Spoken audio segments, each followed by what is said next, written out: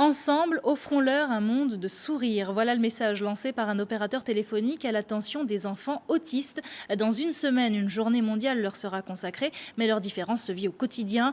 Pour les épauler, l'association Diapason et cet opérateur leur ont offert des tablettes tactiles, un outil pédagogique auquel les enfants autistes sont très réceptifs. Certains jeunes ont néanmoins réussi à sortir de l'autisme sans nouvelles technologies. C'est le cas de Rachel, autiste Asperger. Aujourd'hui, elle est scolarisée dans une école normale. Bérénice Angot l'a rencontrée.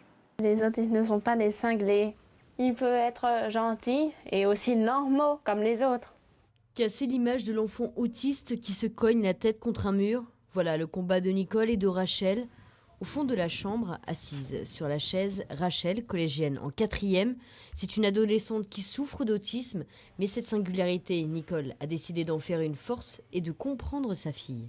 Ce qui était important, c'est de savoir comment elle fonctionnait et de voir avec elle en fait ce qu'elle ressentait en fait. Je lui ai un petit peu demandé l'autorisation de rentrer dans ce cerveau. Je lui ai dit voilà, dis-moi comment tu fonctionnes, moi je fonctionne comme ça, qu'est-ce que tu ressens, etc.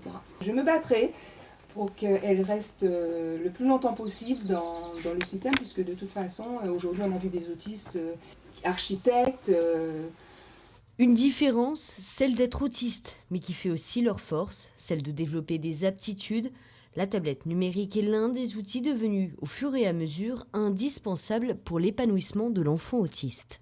Avec le support visuel, ça permet à l'enfant de connecter l'information auditive. Par exemple, une fleur, avec l'image de la fleur, quand il entend le son fleur, il sait exactement, il a une représentation mentale de ce que c'est qu'une fleur à partir de ce moment-là.